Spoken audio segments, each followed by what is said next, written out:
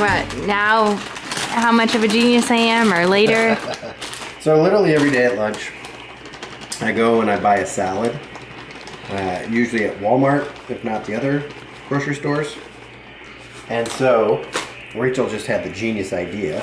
What if we just make a giant salad? It's totally an original idea. No one's ever done this one.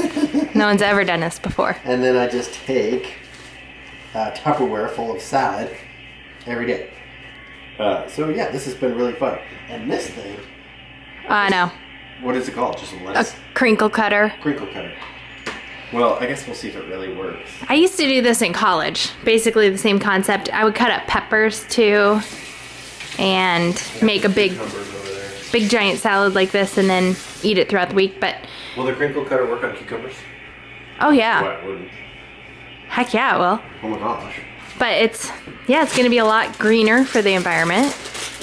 A lot cheaper. A lot cheaper. Although it'll save you a trip to the store every single lunch break. That's the thing. It's like the time. Although I kind of like getting out of the office. Yeah, I agree. So. I know. But instead of using it to go to Walmart, I could go for a walk.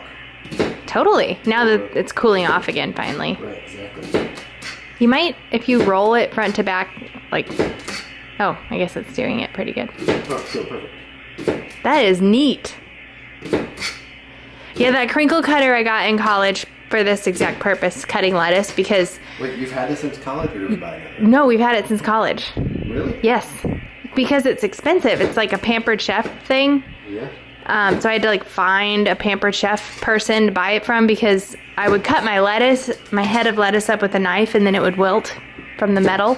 And that thing, I guess, is whatever. It's stainless steel, I guess, which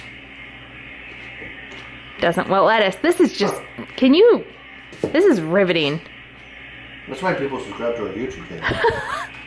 To watch me. You can't get this kind of content anywhere else. Have you updated since we got our junk home?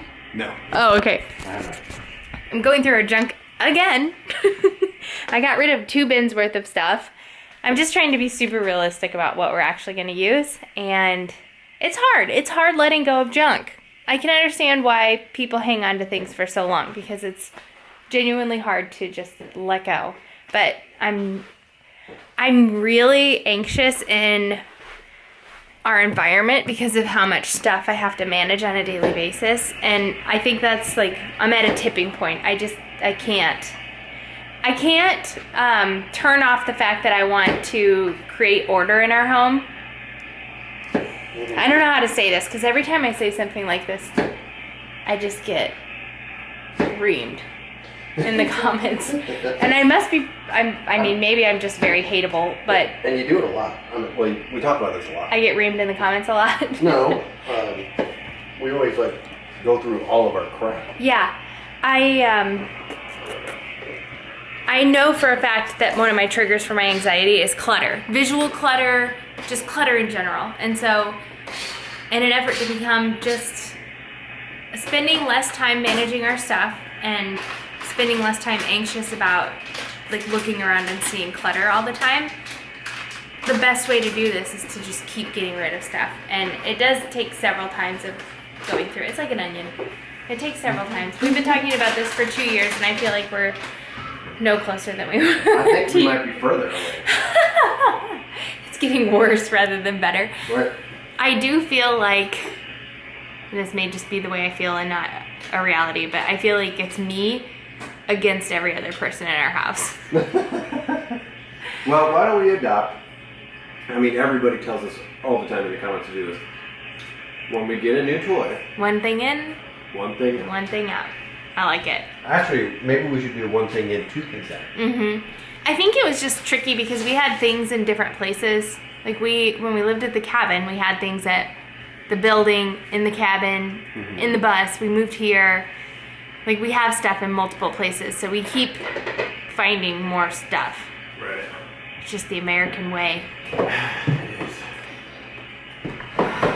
I need to go through, I think what I need to do is go through like a program of something that categorizes our stuff into categories.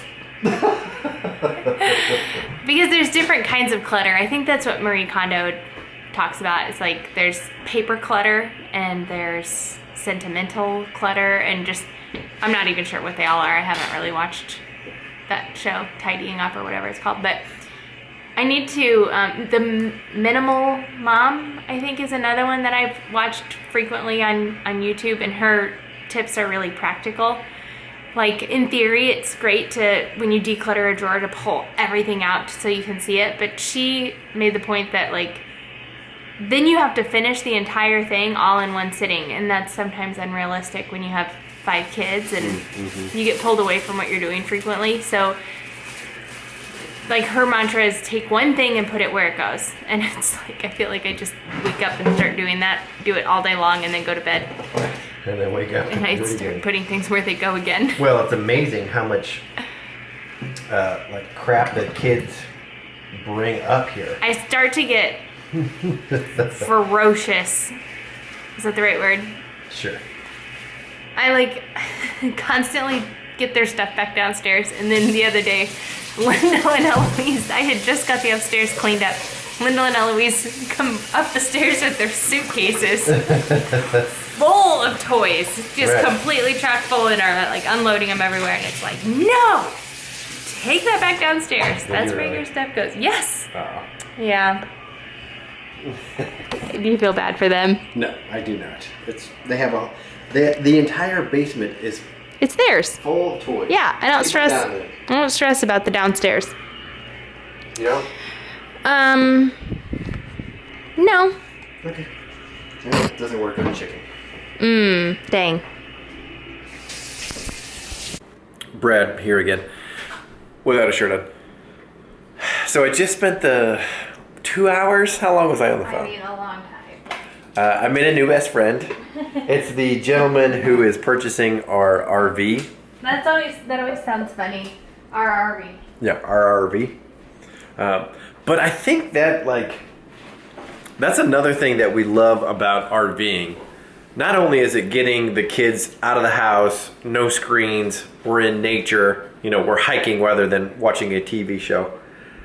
We're grabbing life by the balls. But the community of RVers is just, everybody's just so nice. Because everybody that's out there is like-minded. Well, I can't say that, but pretty much everybody that's out there is like-minded, and everybody sticks together, and like, you don't have to worry about like someone stealing. Like if you leave your bicycle out, you don't have to worry about someone stealing your bicycle. It's just like a really tight-knit community, and we almost purchased an RV. Actually, they have a YouTube channel. Jarrett and Val, and what's their YouTube channel handle? It's like, I think it's called Our Next Big Adventure. So I called and talked to him for a while, and then we've been texting back and forth. So he's one of my new best friends. And then this David guy that's buying our RV, he's one of my new. And then there's David. He's one of my new best friends too. And then, so it's funny. Spoiler alert: we're buying another RV. It's new to us. Definitely, it's not new. It's a 2013 Fleetwood Discovery. So not a huge jump in price, but a huge jump in space. But anyway, so the couple that's selling that, I've become really good friends with them as well. And they're actually going. So the guy is a retired mechanic. He owned his own shop. And he's going to install, I had a seatbelt shipped to the house because it only came with 4 standard seatbelts. And this guy has like literally built his own race cars. So he knows how to do seatbelts. So he's going to install a seatbelt for us. So pretty cool.